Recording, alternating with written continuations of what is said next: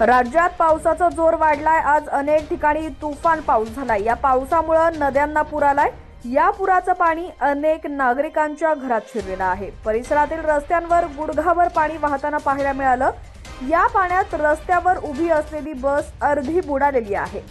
सविस्तर बातमी पाहूया त्याआधी तुम्ही HPN मराठी न्यूज चॅनल पहिल्यांदाच पाहत असाल आणि अजूनही चॅनलला सबस्क्राइब केलं नसेल तर नक्की सबस्क्राइब करा आणि बेल आयकॉनवर क्लिक करून नोटिफिकेशन्स मिळवा, जेणेकरून आमचे अपडेट्स लवकरात लवकर तुमच्यापर्यंत पोहोचतील।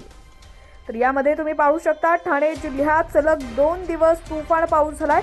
शहराच्या तुलनेत भिवंडी परिसरात जोरदार पाऊस झालाय। या पावसामुळे कामावारी नदीला पूर आलाय आणि या पुराचं पाणी बाजूच्या वस्तीत शिरलेलं आहे।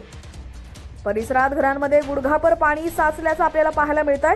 इतर सकल भागात पाणी साचलंय। नदी नाका, म्हाडा कॉलनी या भागात पावसाच्या पाण्याचे तळे साचले होते। या पाण्यात रस्त्यावर उभी असलेली बस अर्धी बुडालेली आहे। तीनबत्ती, खडक रोड, शिवाजीनगर, भाजी मार्केट, कमला हॉटेल, छत्रपती शिवाजी महाराज चौकासह इतर सकल भागात पाणी साचल्यानं जनजीवन पूर्णपणे विस्कळीत झाल्याचं आपल्याला पाहायला मिळतंय।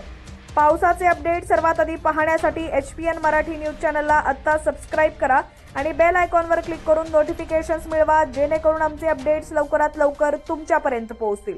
आणि तुमच्या भागात पावसाची काय परिस्थिती आहे ती देखील आम्हाला कमेंट सेक्शनमध्ये नक्की कळवा।